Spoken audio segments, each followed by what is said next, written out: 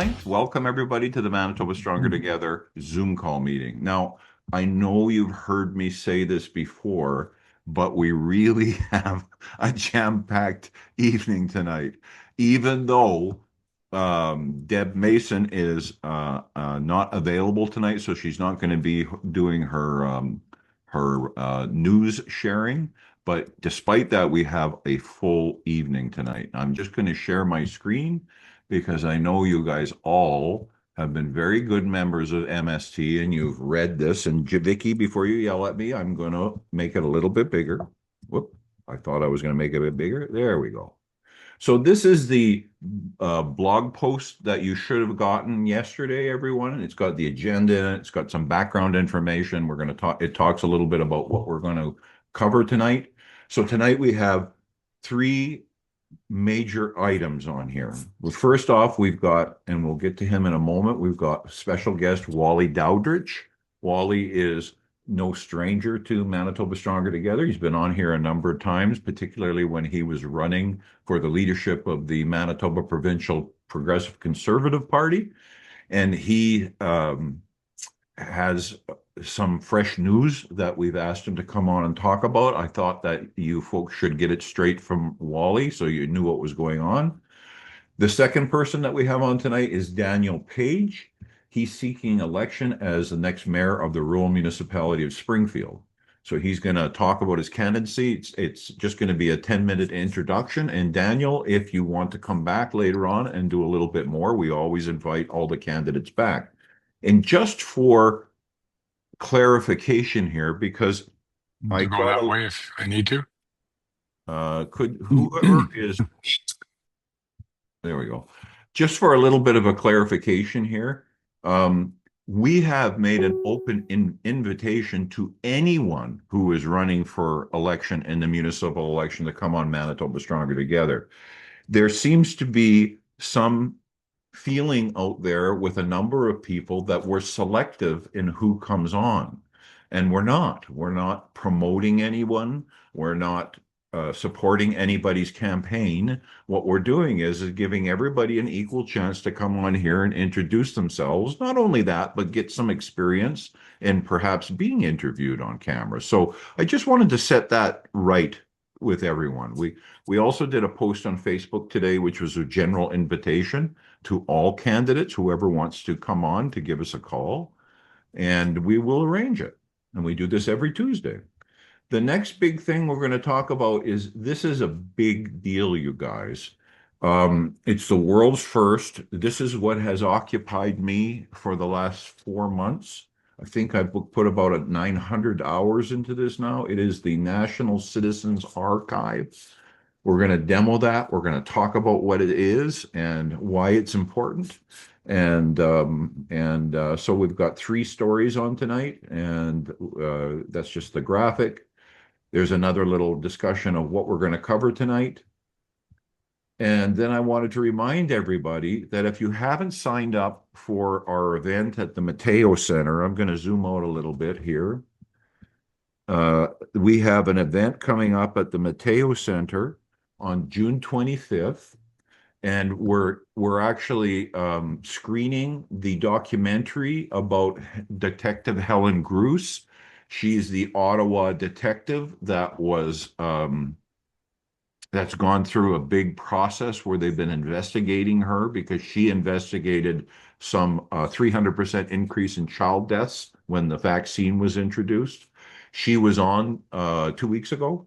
So we're screening that movie here in Selkirk. It costs if you there's a on this poster, which and there's a QR code on the bottom, and then there's a website address. Go there and purchase a ticket. Now, the tickets are $20 if you purchase them from them online, and that's not coming from Manitoba Stronger, by the way. That's the Helen Gruss organization that's handling that. None of that money, not a penny of it, comes to Manitoba Stronger Together. It's simply to help Helen Gruss in paying for her legal bills. So some people have been saying, "Well, it's $20 to get in." It's not $20 to us. It's going, every cent of it's going to Helen. I will also tell you that the Mateo Center, we had to pay for that. So Manitoba Stronger had a little bit of money left from our convention. So Manitoba Stronger, out of that money, paid the $400 for the room for the Mateo facility. But again, Thursday, June 25th. And what we've done as well is we've sent out an open invitation to anyone who's running for municipal election to come in, and we'll give them a 10-minute run to talk about who they are and introduce them to the members. There's probably going to be about 130 to 150 people there. So please get your tickets. Help us out with this. Help out Helen Bruce. None of this money's going to us. It's $400 out of our pocket. And we're giving candidates an opportunity to speak. So if you're a candidate and you've decided you don't want to take part in this, don't come after me saying that, oh, you're favoring so and so. No, anyone's welcome to doing this. And the same with our Zoom call. We've been introducing candidates for about 2, 3 months now. And that's open to anyone, but you have to get a hold of us. It's not up to us to find out who you are and get a hold of you.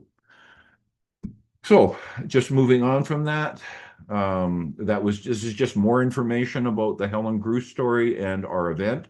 Doors open at 6:30. The candidates are starting at 7 o'clock, and then I'm guessing 8 o'clock for the movie. Movie's 90 minutes. Depending on how many candidates come, it might be pushed back a little bit. You can click here. We made it easy for you, and it takes you to the Helen Bruce Project website where you purchase your ticket there. Again, we're not getting any money out of this. This is a service to our members. Um, so that's that. The agenda. Welcome and our opening remarks. Welcome everybody to this week's Manitoba Stronger Together meeting. Thank you for taking the time to join us. Manitoba Stronger Together is about more than simply providing you with information. We are about building a strong, informed, engaged community, one grounded in truth, respectful dialogue, civic awareness, and meaningful connection. We're grateful that you're here. And we started this a little while ago because it's interesting who comes to this and kind of stays in the shadows. We're offering a special welcome. We would like to extend a special warm Manitoba Stronger welcome to those members of government, political office, public agencies, and municipal administrators who have faithfully attended our meetings incognito over the years. We know you're here, and honestly, you're welcome to be here. When we say everyone is welcome, we mean it. So perhaps tonight is a night to turn on your camera, enter your real name, and join your fellow citizens in discussion. Meeting format, as you know, we record the meeting. We only post the guest speakers and part of the information. So you don't have to worry about when you're on the little spotlight. We edit that out later on. Respectful dialogue. We've only had a problem one time. We had somebody on who was talking about carbon dioxide, and we had some protester come on and start acting like a fool. But we will take care of that if that happens. But Manitoba Stronger Together is committed to fostering a respectful and constructive environment. Guest speakers may occasionally express opinions or viewpoints that are their own and not necessarily those of Manitoba Stronger or its members. And that's perfectly acceptable. Manitoba Stronger Together is not the Canadian Broadcasting Corporation. We do not censor. We do not turn our back on controversial issues. And we're certainly not YouTube. We don't cut off videos because we don't like them. We believe that our open dialogue, respectful disagreement, and the free exchange of ideas are essential components to a healthy, informed society. We encourage everyone to listen thoughtfully, ask questions respectfully, and engage with others in a positive and constructive manner. If you're out there and you feel that we're not covering a certain topic that you want to cover, get a hold of us. Go to our website, push the contact button, and let us know that you might want to come on and this is what you want to talk about, and we will arrange it. These are our social media links. And Anthony, is anything going on with the Winnipeg metropolitan region? Well, not a whole lot from any of the municipalities that are still staying in there. However, they are having a virtual open house on Thursday, June the 25th, to discuss the draft for the new plan. You know, I guess that's the new plan that they were saying in the January board meeting they were going to have in February, and they were going to present it in April. And then the mayor of Yeah, Nibblerville wanted to make sure it wasn't shown in his community because of what happened last time. And so now we're mid-June and they're talking about having a virtual open house. Yep, that's great. yeah. So it's 5:30 to 7:30. I'm What day assuming if again? you go to the website, it'll be you'll be able to go through YouTube to watch it. What day was that again? Uh, June 25th. It's a Thursday. I'll put the link in the comment section. Oh, wonderful. Thank you. All right. It's amazing to me that anybody's still in that. Maybe we'll do another evening on that coming up because the election's getting close, and you guys all know the door slams shut at the election time. General updates, we're going to do I forgot to change the date on this. We're going to be doing our training session tonight after the main meeting. And on the WMR, you'll see where my mouse is right now. There's two buttons. You can download a council resolution to opt out. I think I wrote it for Stonewall.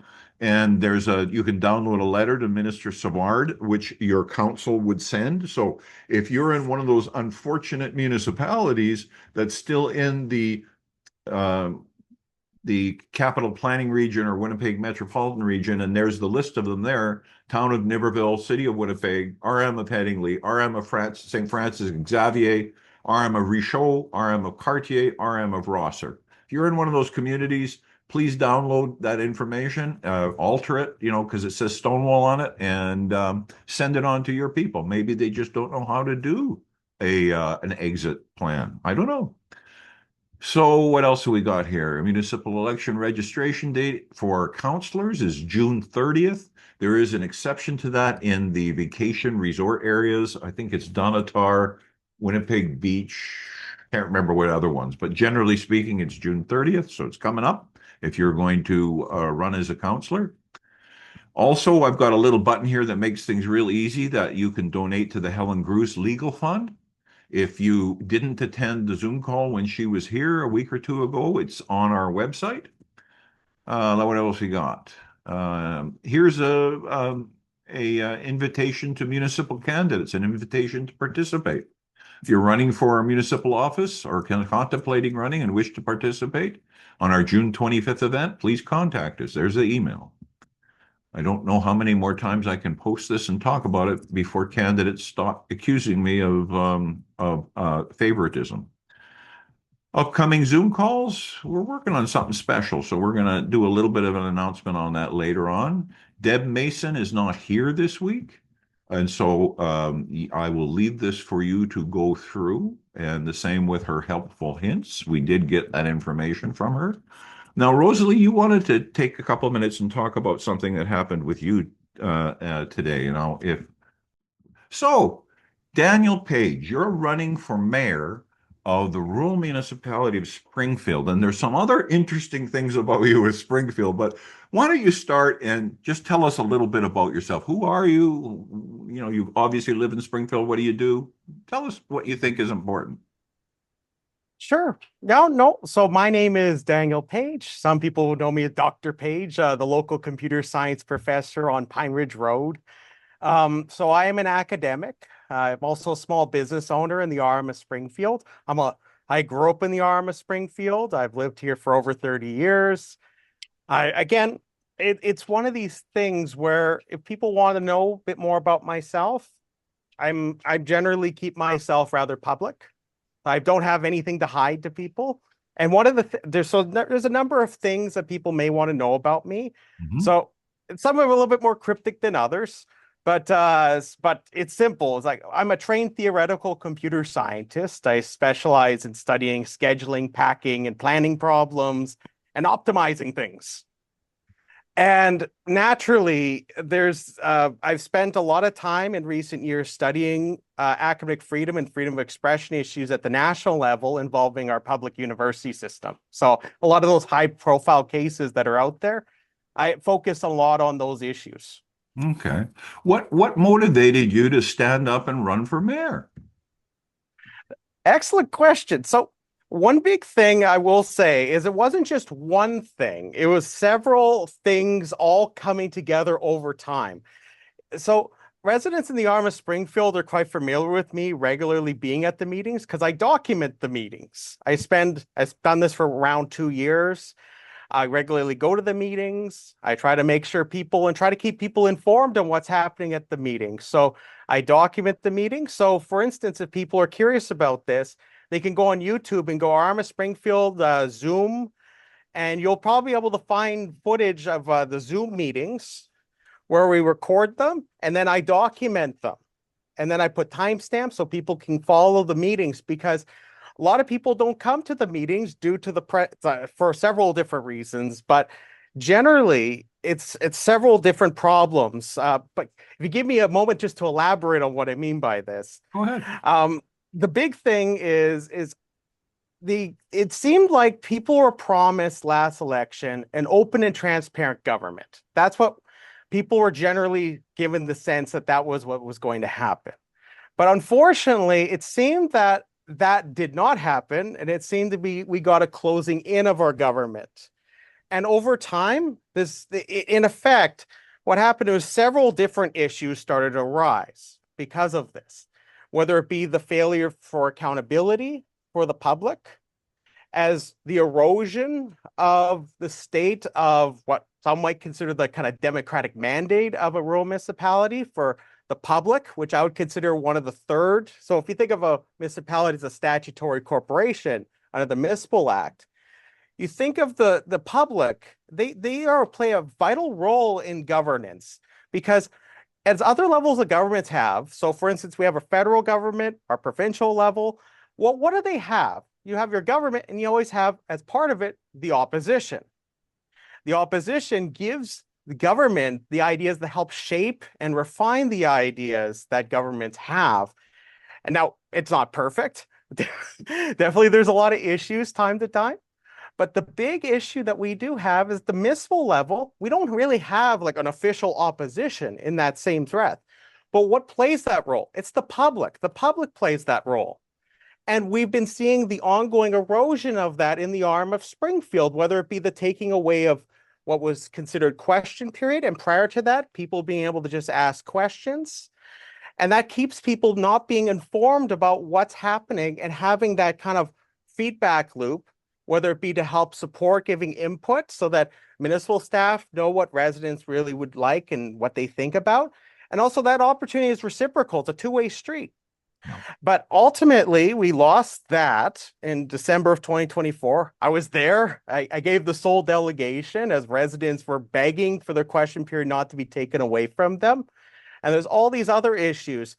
Another compounding issue, naturally, is spending. Lots and lots of spending increases. Our budget for 2026 is right now for our financial plans over $50 million. I don't think it's ever been that high. And I worry that we're not having a proper public consultation period with our residents on all these major decisions that are happening. Sometimes it happens, but the way I would describe it to you, Ken, is very much we see a lot of cart before the horse kind of decision making. So what I mean by that is a decision happens, it's unclear if it's from council or the administration. And then the public finds out about it at the very last moment, or the decision already happens, and then people come back and say, well, why did this happen? And then we're all back around the corner. And then ultimately, and what I've seen quite often is the demonization of the public. And that's not appropriate. Government serves the public, not the other way around. But finally, one other thing that's kind of the other big piece of this is we have a lot of policies in our rural municipality, and I've watched as particular protections that exist, whether it be for agriculture preserve land. So for those that are saying Winnipeg, for instance, just east of you, if you go east of the floodway, there's a lot of farmland over there. That land, much of that land is what we call agriculture preserve land. It's prime agriculture land. It's some of the best soils you're going to get in the whole world. And so it's a resource. It's not just simply just farmland. It's actually a vital resource for agriculture production, which is a long history in our municipality. But one big issue we're seeing is we have these policies in place, like in our development plan, which lays out the plan for how we develop into the future. But we don't necessarily have a head of council that really respects those policies. And so we need somebody in place that really understands and can read complicated documents, read those policies, and affirm those things because, again, like I said, and bring it back together, it's about improving governance. And that's what got me ultimately all these things together. It was ultimately the switch was the prohibition of recording in council chambers. Well, you know, that was the switch. That's a really strong point, and our members are very familiar with this lawsuit, but they didn't know it was you. So, can you, when Daniel's talking about transparency, he's living that. Daniel, tell us. You've only got about a minute or two left, but can you tell us just a little bit about what happened with the lawsuit between yourself and the RM of Springfield and the JCCF? Sure. Yep. No. So to keep it concise, so in early 2025, what happened was a resident was trying to record one of my public delegations because, again, this attaches to some of the issues we've talked about earlier, is this issue of transparency and ensuring that we have accurate documentation, that those records are easy to access for people. And I just wanted to ensure people can see what actually is happening at the meetings.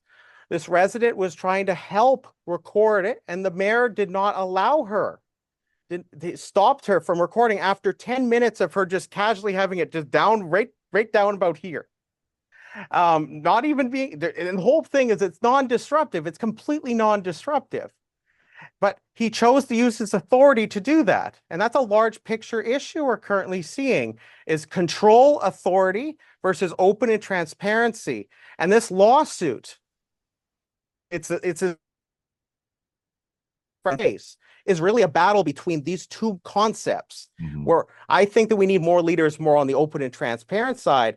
But what ultimately happened is that after that incident happened, which you may have heard about, is that I attempted as an academic to document a special meeting on March 28th that involved the recording ban. So I was not allowed to document a meeting about the very ban that I'm trying to understand and help the public with. So unlike a lot of people that might say things about transparency and that, as you said, I've been living it for well over a year or two now. And in April 30th, so keep in mind, I spent months, I did not want to take this to court. I did not want to take it to court. I tried for months to negotiate with the council to explain how important transparency is. And it was like talking to a wall. They invited it. Our current mayor said, if these lawyers and these people want to take it to them, they can make a King's Bench application. And that happened on April 30th. We're going to get the decision this summer, hopefully. Yeah. But the public should be ashamed that that happened. Yeah, and I agree with you, Daniel. And thank you. We're kind of up against the wire here, but thank you for coming out and let us know how that works out. And as things go on, we'd be more than happy to have you on again. So thanks again, Daniel. No, anytime. No, thank you very much, Ken and everybody. Thank you. All right. Day. So now, and I've got to really thank him for his patience on this. We're going to go to Wally Daudrich, who is at the last minute here, very kindly agreed to come on. Wally, I'm not going to try to put words in your mouth. Of course, there's been some significant developments in the last several days with you and you were running for or you were getting prepared to run to be the candidate for the Progressive Conservative Party of Manitoba in Turtle Mountain. Why don't I just shut up and you tell us what happened? Well, I'll start off by I worked very hard for the last 6 months, and we went through the leadership race, and I was vetted for the leadership. Did everything they wanted me to do, and then come December, actually November, Doyle Panuke, the MLA for Turtle Mountain, he informed me that he was stepping down, and he said, it'd be nice if you ran in this riding. I live just on the edge of the riding, and I love the people in Turtle Mountain. I actually lived there as a child for a brief time, and I've got farming experience. And I said I would gladly run in Turtle Mountain, and I've been putting my head down, working hard for 6 months. We did the vetting back in February, and all the documents that were needed were all signed, and everything was all good. Although my team and I, we had meetings uh, with the possibility, talking of the possibility of what if I'm somehow um, not allowed to run for whatever reason, and we just assumed that we would be allowed to run. We got the vetting. We're getting very close to the time frame where there's going to be a vote a week and a half away. I worked hard. I believe I outsold my competitor 4-1 and selling memberships, and then the deadline happened last Friday. And then I was still campaigning in the riding a few days later. Without any knowledge, I was actually having coffee with my comms guy and with Judy Swanson, mayor of Boissevain, and my phone started ringing up. So we went out to the truck, looked to see what's going on, and apparently the party had put a news release stating that I was no longer allowed to run. And I was asked, "Did you get the email from the party?" I said, "I haven't gotten any email yet." I finally did locate a copy of the email, and it made some complaints on it that stated that I would no longer be allowed to run for the PC banner in Turtle Mountain. And the three reasons basically were they had no rationale or no reason to them, but one was that I was apparently suing the party, the leader, and the MLAs of the party. The second one was that I had used some disparaging comments on MPs or MLAs, the former MLAs. And another one I couldn't even understand it. It was saying something about a membership list, something or other. I could not understand the way it was written. But I worked very hard. I sold a lot of memberships, and it was just strange now that having gone through the vetting process, if there was any issues with my candidacy, you would think that that would have been caught or developed during the vetting process, and asking me, why about this or what about that. But there was no questions. We went through the vetting process. I was cleared to run. And then lo and behold, the time between when the memberships came in, the deadline, and the vote that was supposed to happen this Saturday on the 13th, in between that time, I was contacted with no notice and told that I can't run.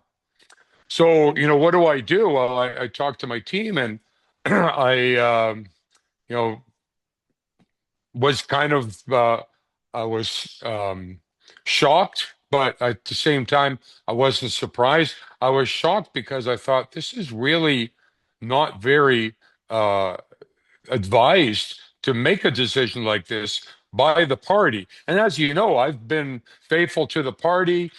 This last winter, during the convention, fundraising, I was the max donor. I raised $32,000 for the leader. He gave me some time to speak, and I spoke for about 10 minutes and said nothing disparaging there. Later on, I understood that the party was in some financial trouble.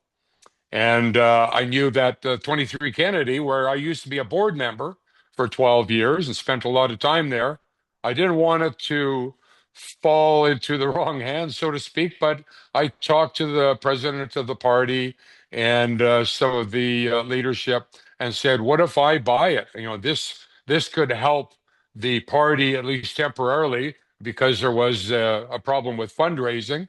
And the cost of it, $600,000. It would go to the party, and we would see that money going towards whatever the leadership decides to do. So move ahead. Here I am, 6 months of work, and not able to run. I will actually called three MLAs. Actually, two of them called me. I called one of them, and I asked him, there's an accusation here saying that I'm suing for some reason. I wasn't aware why I was suing him. Maybe there's a lost opportunity or something. I don't know. But I asked why is this accusation being made? And apparently, the MLAs were told that I was suing the party and the leadership and the MLAs, and they didn't know why I was suing them either. So it was kind of like, well, here we are. Everybody sees that the accusation, but they don't know what the content of or direction of the accusation is. So I would just ask today, early today, after meeting with my lawyers yesterday, I said, I'd like to appeal the decision. It's kind of like um, this is the only avenue left. But I told the people of Turtle Mountain, I want to run for Turtle Mountain. I love the people there. I love the riding. I love the opportunity for resource development, the workforce, and the ag industry. These are all things that I was very dear to me during the leadership race. And I want to run for the party. I put in my appeal, and as to my lawyer's recommendation, I drafted it and was sent early today. So I'm hopeful that I can still run for the PC brand. But the problem here is as well, when I jumped in, I jumped in because I seen the party adrift. Now, I'm a conservative for a number of reasons. I like to call it full spectrum conservative. That means I'm conservative in every way. If the media says that I'm controversial, well, so be it. I mean, sometimes you have to stand on what's right, and eventually the crowd comes around your way. But the brand is sort of lost in Turtle Mountain in the sense that the people who live in Turtle Mountain, they're very conservative people. They're ranchers, they're nurses, they're farmers, they're industrial involvement in getting the resources out of the ground. I'm very keen on that. And these people are my kind of people. They are hoping for a conservative candidate. And if I'm not there, they're not going to have one. So I need to rethink uh, what's going on with regards to the PC party. But if you're an NDP person, you have a home. You can vote NDP. Knock yourself out. If you're a liberal, guess what? You've got a home too. But we want a party for conservatives that are, if you want to use it, safe space, that are safe for conservatives, that we can depend on our candidates and our MLAs, that they're going to represent us with conservative values. And our conservative values are Canadian values, they're family values. Well, I agree with you, Wally, and I do want to go back to the item number one that they had on there. So I want to ask you a direct question, right? Because you know how it Sure. is. Yes, Did you have a lawsuit against the PC Party of Manitoba? absolutely, categorically, no, I did not. Okay. Now, Yeah. I also want to mention to the folks in full disclosure here, when Wally attended the AGM, the PC Party of Manitoba AGM or convention earlier, I think it was in January or December. I can't remember now. I think it was in January. I was there and Rosalie was there. And Wally gave a concession speech and a speech that unabashedly said he was going to be supporting the party and he was embracing the leader and he would support the leader. And I remember sitting there listening and I was wondering what he was going to say, but the speech was very supportive. So I'm not sure where all this is coming from, and I really appreciate, while I know this is not just a difficult situation or a disappointing situation. It's an embarrassing situation. You've put time Yes. and effort, and I don't want to put words in your mouth. You've likely put your own resources into this over the last number of months, and so it was a bit of a shock. I mean, Is there anything else that you want to add to this and just to let our members have a better perspective? Because I'm still kind of baffled on this. Yeah, I'm open to meeting with Abby anytime. Matter of fact, I met with somebody today, a well-known local retail, I call them retail politicians, and very well-respected person. I said, I'll meet with Abby. If he has any questions about anything of my conduct, he just needs to call me. He's got my cell number, and we've texted friendly texts back and forth over the last few months. I'm just kind of dumbfounded why this has occurred. And I mean, ultimately, he's the leader. He has to make these decisions. But again, I'd reiterate, I put in a full appeal. I've asked for it. It's per the Constitution and the section. And also, I am owed a full explanation as per the Constitution as to why I was told I cannot run in Turtle Mountain. So I think it's 5 business days after the decision that they have to come up with that. And I already did, but I'm going to ask them again. Please give me the explanation as to why you said I cannot run in Turtle Mountain. Stop. I don't want to, I don't want to look at rumors or she said, he said, that kind of stuff. I don't play well in that kind of sandbox. I just want to get my head down and get back to the people in Turtle Mountain and win that riding for the PC party. Again, I'm a conservative. I'm expecting to be in a conservative party. My people, my supporters in Turtle Mountain, they are conservative people. Absolutely. Well, the other thing, Molly, is I don't want it to be lost because you're giving us a lot of information, but you were on the board of directors of the PC party for what, 12 years? For 12 years, I was their number one donor. I probably recruited more candidates because my purview in northern Manitoba.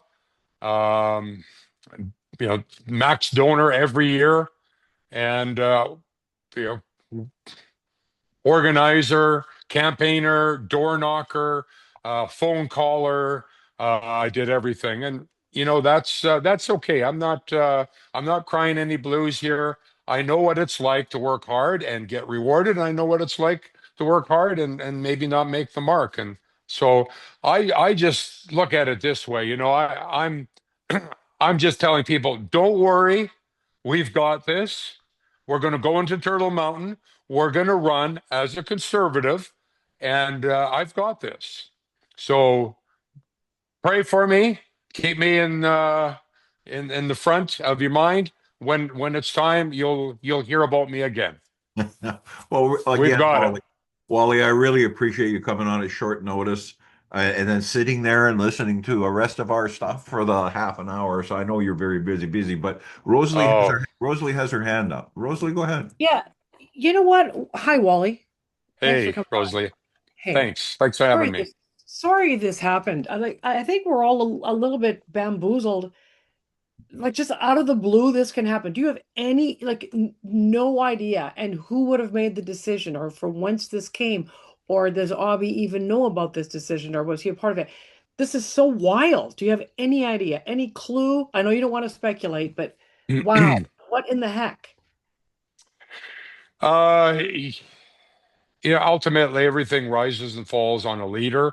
I own a business. I employ roughly 85 people. If the business fails, guess what? I can't blame anybody else. If I fail to make a decision, the right decision, that issue then falls back on me. I'm the one where they say the buck stops here.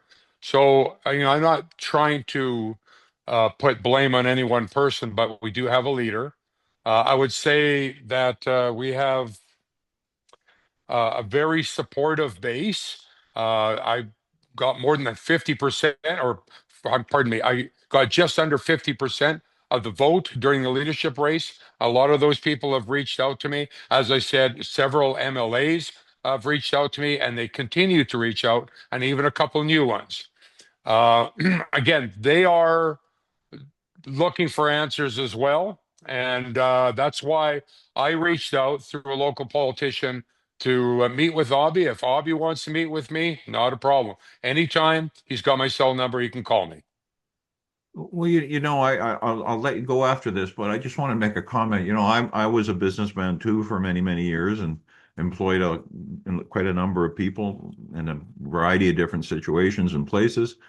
And I can't remember once where if I had to let somebody go, that I didn't sit down with them across the table face to face and talk about what those issues are. That just seems incredible to me that, you get a email or a text and I mean, you don't break up with Yeah. a bad date that way. Right. And that's a great point. And I made that exact same point a few days ago that, I sometimes have to let go of people because they may not be fulfilling the roles that I hired them for. And so what do? I meet with them. I don't give them a text and in the middle of the working day and tell them that this is your last day. I call them and we sit down at a table and I explain to them why you can't work for us anymore or why the relationship isn't working out. I don't send them an email or a text and then send it first to other people like the media. And I was literally the last one to find out. Uh, the communication situation is just very poor. It goes back to the issue again of this supposed um, lawsuit.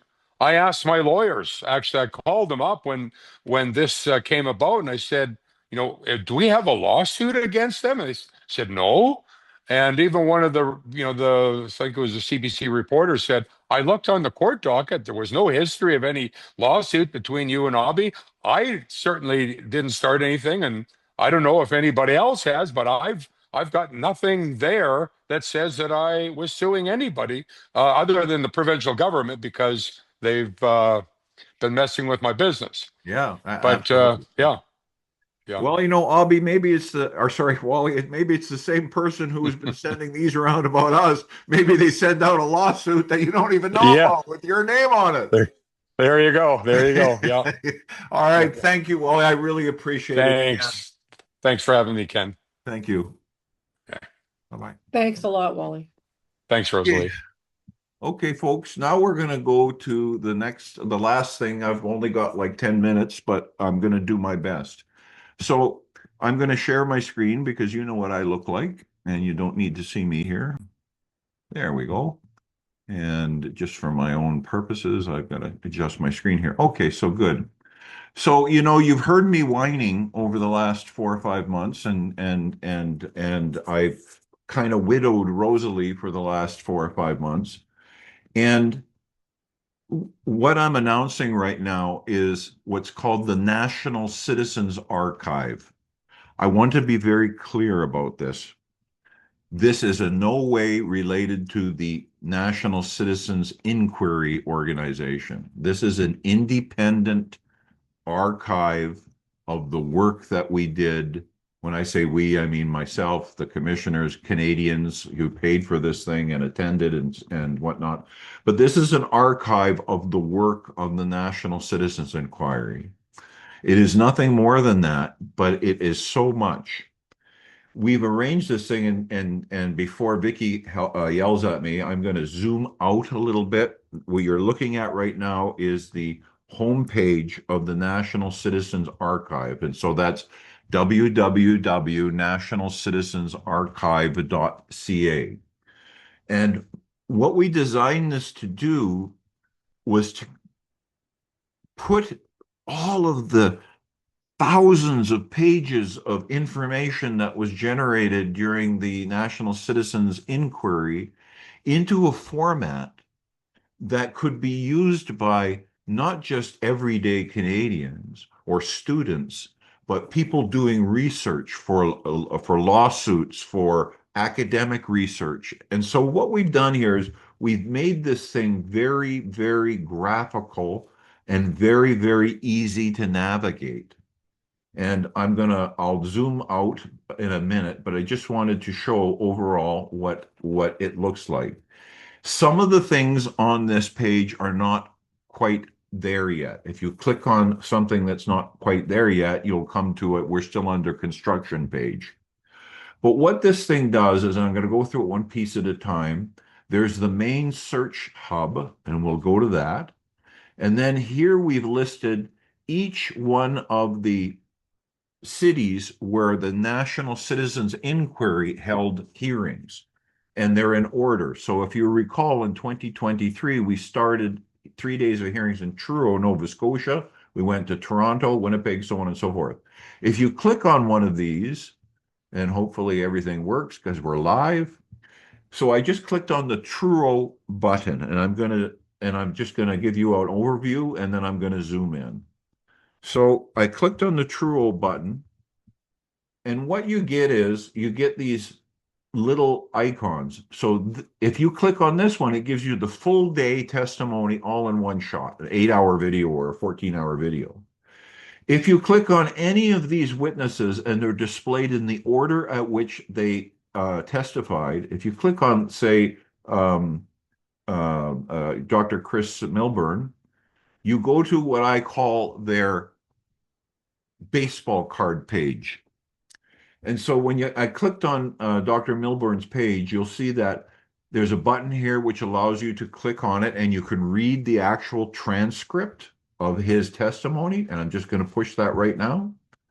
This transcript is absolutely fully searchable.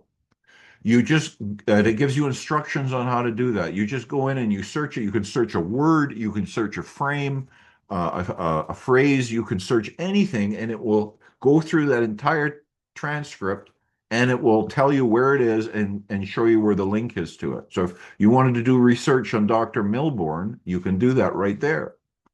Over here, it tells you just a little bit about him. Dr. Chris Milburn, he's a physician. He was an expert witness. This is his witness ID. It was in Truro, Nova Scotia. He testified on March 16, and there's some key points here. Then as you go down, you'll see there's keywords from the transcript. There's a main topic, a line. There's a little bit more, one-line summary, and then there's a synopsis. If you click on his image, it will take you to his video, and so you can actually watch his testimony at the National Citizens Inquiry. Here we go. So you can see I clicked on that image, and there he is. You click it, you play, and you'll notice that I've made it so that when you click on something like this, to make it easier so you don't get lost, it opens his video in a separate window. You see up at the top here? So you can just click out of this and you come back to his hockey card. Now you can go down further and you can click on, it tells you that his testimony was in this particular report. Remember, there was 4 reports from the National Citizens Inquiry. You can click on this and it takes you to a hockey card page for the report. Now I'm going to go back and we'll get to that. You can download the report. If you push this button, it absolutely downloads the entire report into your computer, and that's searchable.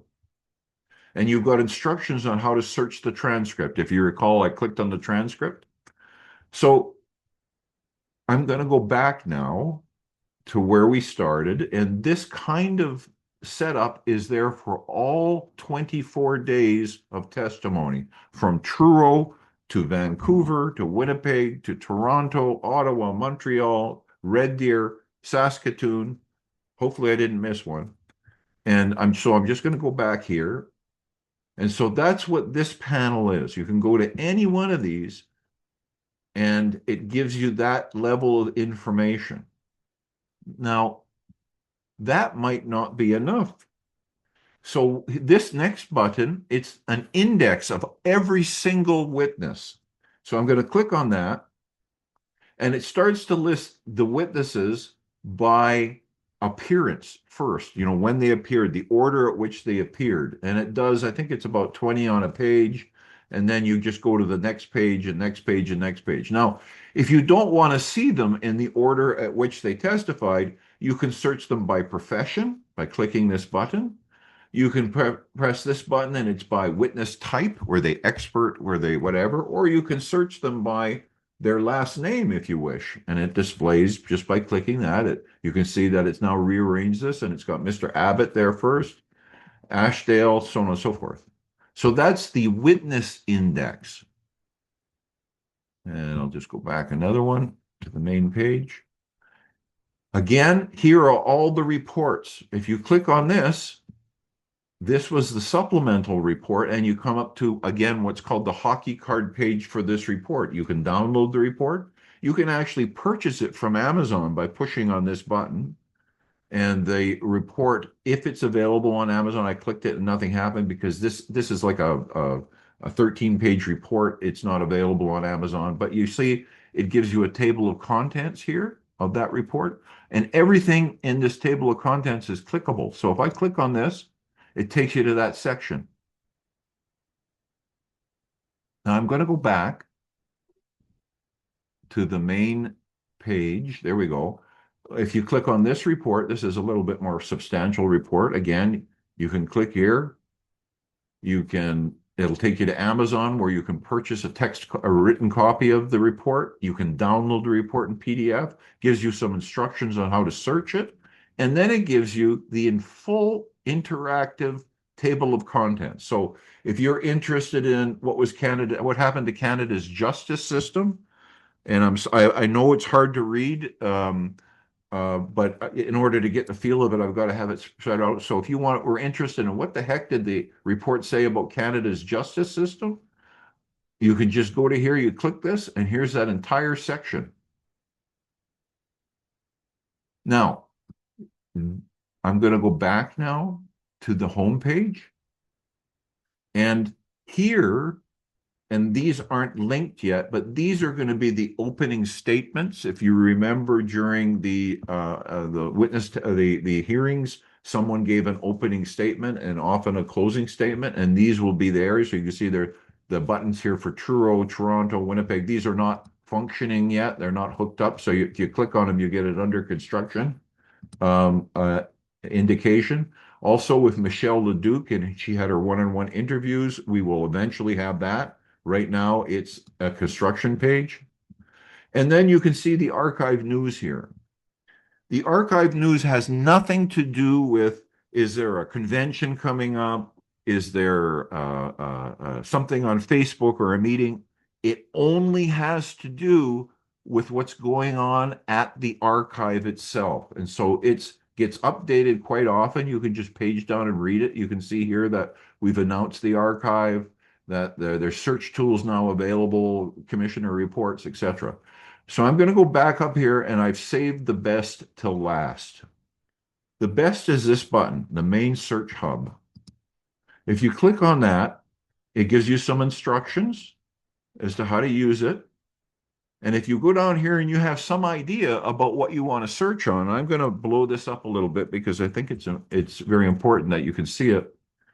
So if you come up with something you want to search on, let's say, I don't know, ivermectin, and you push that, you can see it's come up with 43 results for ivermectin. It's giving you here that this person testified about it. This person did, this person. This is the NCIRO2 is the second report of the National Citizens Inquiry. And it will have pages of these things, and you can just page to whatever section you wanted to talk about. So you can search for anything on this thing. Now, you might say to me, Ken, this is really overwhelming. I don't know what to search for. And that's what this button is for. So if you click on this button, this is the Search Ideas button. And what this is it splits up 16 different categories of information in the archive. So let's say that you're interested in what was going on with children at schools and families. Remember, there's 16 of these categories, but let's just pick children. And if you click on this button that says keywords, it will list for you a whole bunch of keywords related to that topic. You can see it's a long list. So if you were interested in children and you were interested in, so, but you didn't know what to search, you've got all of these ideas now. So let's just say that you wanted to look at this fibrous clot observations. You click this button, it automatically fills in the search results, and there you go. You got 138 search results for fibrous clot observations related to children. So, and you can see that there's 12 pages of these search results, and you could just search through them. And so the idea behind this was that people were intimidated about using the NCI information. I mean, let's face it.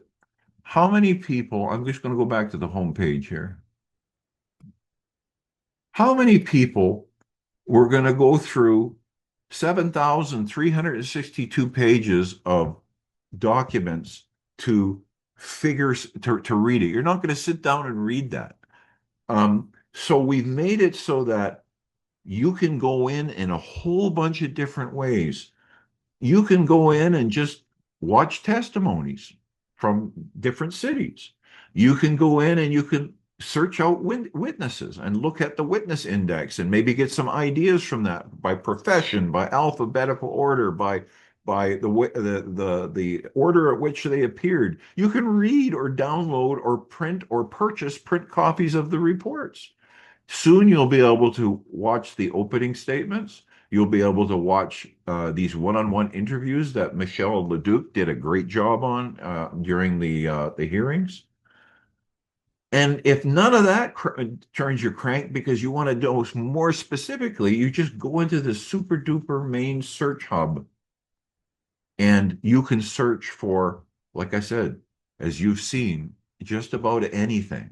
Now, for some reason or other, because this is live, it's yeah, just, and it gives you instructions at all of the different places, and you can search for anything, folks. So if there's anything you want to know about this massive archive, which is the largest archive in the world, by the way, paid for by Canadians, their donations, and actually assembled by all volunteers. If there's anything you want to know about this, you can search for it here. If you don't know what to search for, it will help you. And I just want to say that this little gizmo for search ideas it provides you with 16 different categories, and under those categories it gives you 6,296, I believe, different keywords, and of course it sorts them depending on what you're looking for. So this is extremely detailed, it's extremely sophisticated, but it is easy to use, very simple to use, depending on the way you like to search things, depending on the way you want to find information. So I also want to say that this archive was created completely by volunteer services. There's no donations to be made to this. There's no income that's coming in from this.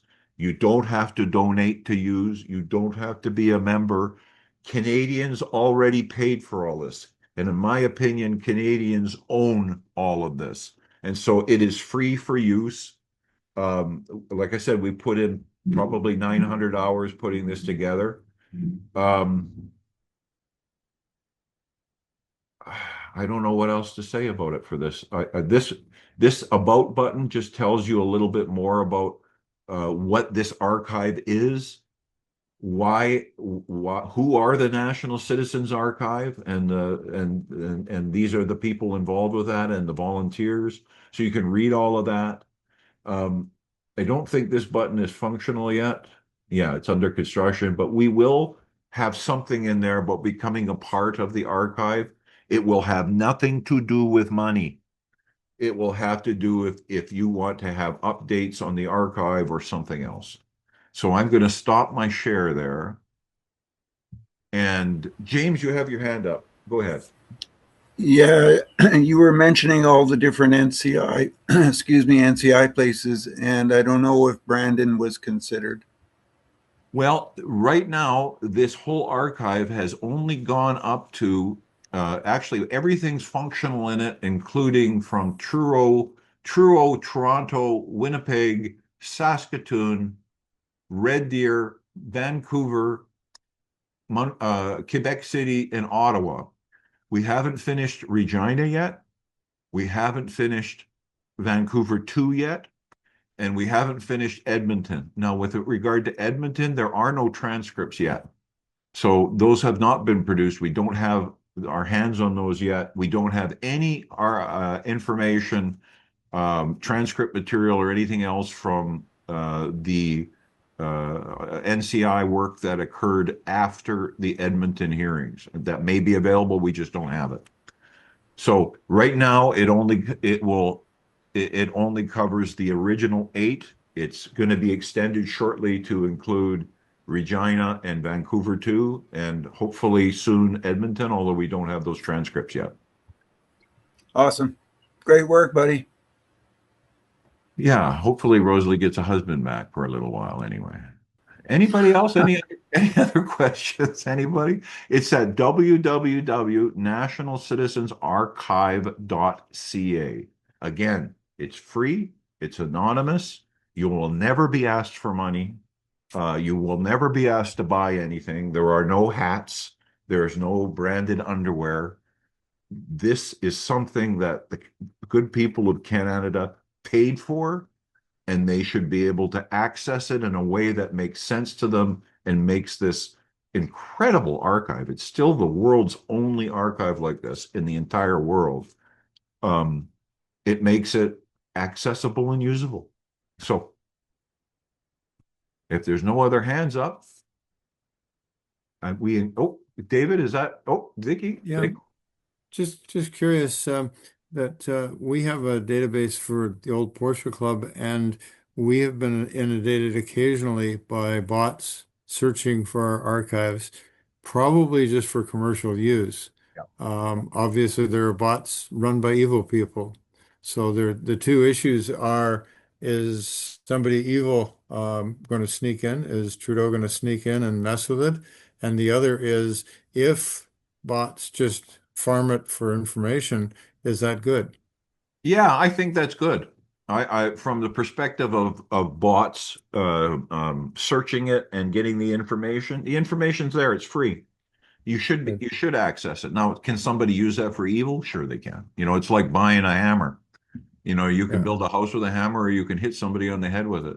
With regard to with regard to an attack by government or ne'er-do-well officials, I think we have it buttoned up pretty good, and we have it backed up this way and that way and the other way. So it's actually, David, you'll probably appreciate this. It's an interesting thing. This website is really a ginormous database, and the website itself that you see is just it's just it's just like a clothing on it. The database alone for that 16 categories and 6,200 different choices, because you don't know what to search for. It has 148,000 cells in it, in that spreadsheet or that database. So it's an enormous database behind this. That's why it's taken so long. I think maybe Rosalie's going to regret that it's done now, and now she's going to have to deal with me. I don't know. Okay. Any other questions before we wrap it up? Wonderful. If you have any other questions about the database or anything else, send me an email. If you're having trouble with the database or you think this is stupid, Ken, let me know. And the intent of this thing is to make this enormous database available and usable to everyday Canadians. And I believe we've done that. So with that, everybody, thank you for coming out tonight. I really appreciate it. We had a really jam-packed session tonight. I think it was good. We're going to have our training session. We're going to have a 10-minute break. So we'll come back at 10 to 8, and we'll finish up that module we were working on last week. And then I think we have one more module to do, and then that wraps it up. And I have some ideas for some other stuff to do after that. So everyone, thank you so much for coming out. And if you're, Thank you, Pam. well, welcome. If you're hanging out with us for the training session, wonderful. And if not, have a great week.